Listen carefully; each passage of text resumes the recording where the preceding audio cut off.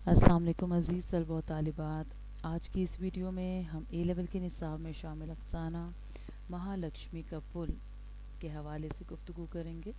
آج میں اس ویڈیو میں اس افسانے کا تنقیدی جائزہ پیش کروں گی. سب سے پہلے مصنف کے حوالے سے چند معلومات آپ سے شیئر کرتی چلوں. یہ افسانہ ایک مایہ ناز افسانہ نگار کرشن چندر کا تحریر کردہ ہے. کرشن چندر کا شمار عموماً ان افسانہ نگاروں میں کیا جاتا ہے جنہوں نے برِ صغیر کی تقسیم کے دوران ہونے والے فسادات کو موضوع بنایا.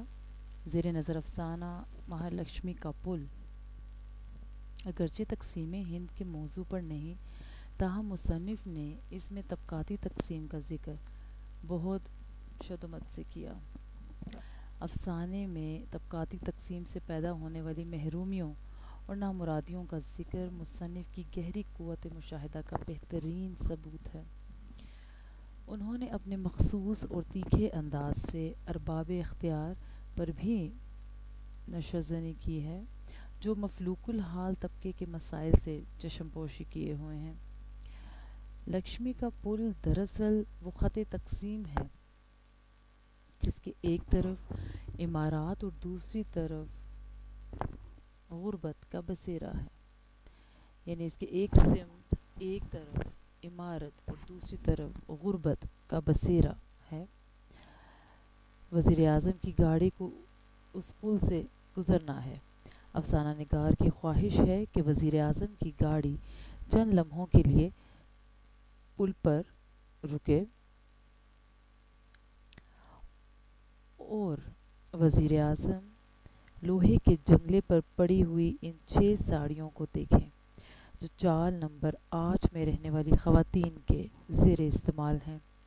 یہ بوسیدہ اور بدرنگ ساڑیاں اپنی مالکنوں کی مفلسی اور بدحالی کا اعلان کر رہی ہیں اور معاشرے کے پسماندہ طبقے کے 6 نمائندہ گھروں کی داستان حیات سنا رہی ہیں.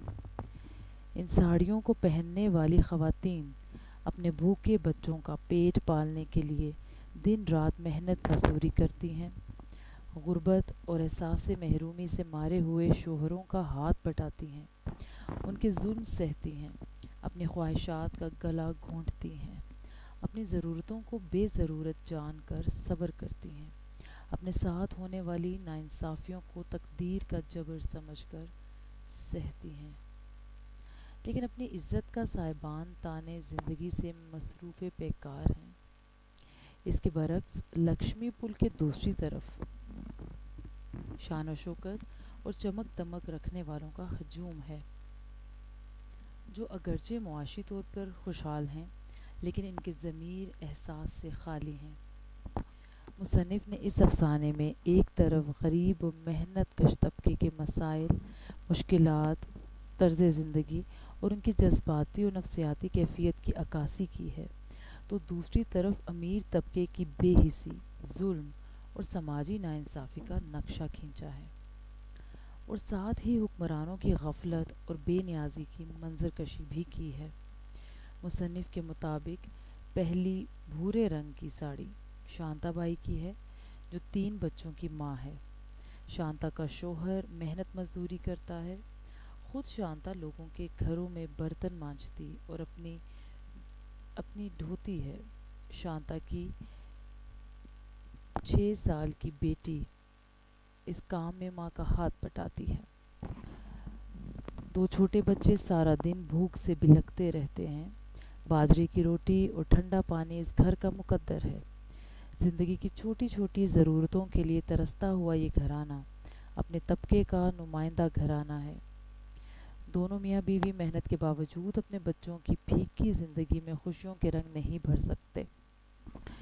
دوسری پیون لگی ساڑی جونا بائی کی ہے. دھل دھل کر اس کا رنگ بھی پھیکا پڑ چکا ہے. جونا کے شوہر ڈھونڈو کو مل کے مالکوں نے بڑھاپے اور کھانسی کی وجہ سے مل سے نکال دیا تھا. اس کا غصہ اس نے جیونا پر اتارا اور مار مار کر جیونا کی آنکھ زخمی کر دی.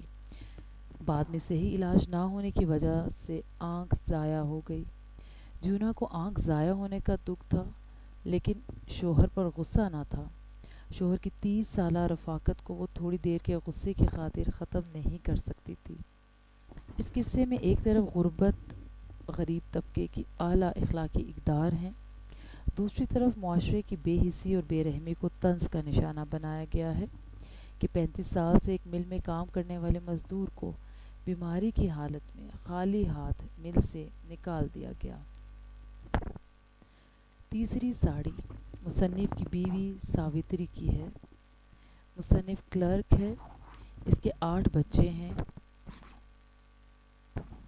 سود در سود قرض کے بوجھ تلے دبے ہوئے یہ میاں بیوی مشکل سے زندگی گزار رہے ہیں۔ یہ اپنے بچوں کو اسکول میں نہیں پڑھا سکتے۔ کرایہ نہ ہونے کی وجہ سے ساوتری اپنی والدہ کی بیماری اور پھر اس کی وفات پر نہ جا سکی۔ بڑے بڑے سیاستدان اور حکومتی افراد لمبے لمبے بھاشن دینے کے بعد چین کی نیند سوتے ہیں، اور جن لوگوں کے ووٹوں سے اقتدار میں آتے ہیں انہیں کے حالات سے بے خبر ہوتے ہیں۔ چوتھی ساڑی جھبو بھیا کی بیوی لڑیا کی ہے۔ جھبو کو کارخانے کے مالک نے معمولی جھگڑے پر کارخانے سے نکال دیا تھا۔ اس کے بعد اسے کہیں کام نہیں ملا۔ بقول مصنف کہ غریب کو گالی کھانے کا حق ہے، گالی دینے کا نہیں۔ لڑیا اپنے شوہر کی احسان مند ہے کہ جھبو نے اسے ایک بدماش سے خرید کر اس سے شادی کر کے اسے عزت کی زندگی دی۔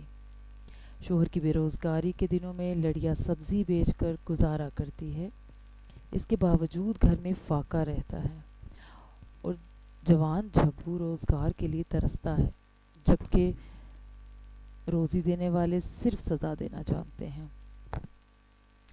5ویں ساڑی 16 سالہ کی ایک بیوہ منجولا کی ہے، جس کا شوہر شادی کے 6 ماہ بعد کارخانے کی ایک مشین کے خراب پٹے کی لپیٹ میں آ کر ہلاک ہو گیا تھا۔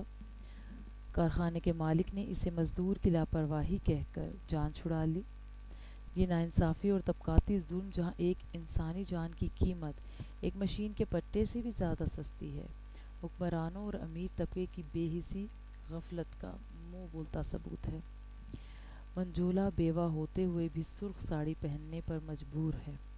اس میں سفید ساڑی خریدنے کی سکت نہیں۔ منجولا کی ساڑی انسانی جذبات، احساسات اور دکھوں کی داستان سنا رہی ہے۔ 6ٹھی ساڑی ایک بوڑھی بھنگن کی ہے جو گولی کا نشانہ بن چکی ہے۔ یہ ان لوگوں کی کہانی ہے کہ جن کے سروں پر چھت نہیں، کھلا آسمان ہے۔ وہ جانوروں سے بھی بدتر زندگی گزارنے پر مجبور ہیں۔ بوڑھی عورت کے مرنے کے بعد اس کی بہو ساڑی استعمال کرتی ہے، کیونکہ زندہ لوگوں کو ٹن ڈھانپنے کی زیادہ ضرورت ہے۔ بنیادی انسانی ضرورتوں کے لیے ترستے ہوئے یہ لوگ جب احتجاج کرتے ہیں تو بدلے میں انہیں جیل جانا پڑتا ہے یا گولی کھانی پڑتی ہے۔ جینے کے لیے حق مانگنے والے یہ افراد ایک آزاد ملک کے لیے سوالیہ نشان بنے ہوئے ہیں۔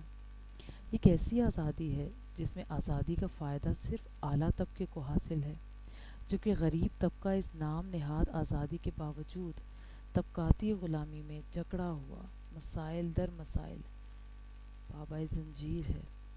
زندگی کی بنیادی سہولیات سے محروم، مشکلات و مسائل کا شکار یہ طبقہ حکمرانوں کی عدم توجہی کا اور غفلت کا شکار ہے۔ امیر اور غریب طبقے کے درمیان بنی ہوئی اس خلیج کو کون پاٹے گا جب حکمرانوں کے پاس چند لمحے کی فرصت نہیں کہ دکھوں میں گھرے ہوئے ان لوگوں کے مصائب دیکھ سکیں۔ مصنف کے مطابق یہ خلیج اب بدرو کی شکل اختیار کر چکی ہے۔ اگر اس کی صفائی نہ کی گئی اور اس کو ختم نہ کیا گیا تو اس کو کوئی آر پار نہ جا سکے گا۔ پھر عبادت گاہیں بھی روحانی صفائی نہ کر سکیں گی۔ گویا مصنف اس طبقاتی خلیج کو ختم کرنا چاہتا ہے تاکہ پل کے دونوں طرف کے لوگ عزت کے حقدار ہوں۔ مجھے امید ہے کہ آپ کو مہالکشمی کا پل کا تنقیدی جائزہ بخوبی سمجھ آیا ہوگا۔ اپنے سوالات یا کمنٹ کے لیے کمنٹ سیکشن کا استعمال ضرور کیجیے، اور اس ویڈیو کو اپنے دوست احباب میں ضرور شیئر کیجیے، اور اس طرح کی مزید ویڈیوز دیکھنے کے لیے اس چینل کو سبسکرائب کیجیے۔ شکریہ۔ اگلے ویڈیو کے لیے انشاءاللہ پھر ملاقات ہوگی. فی امان اللہ.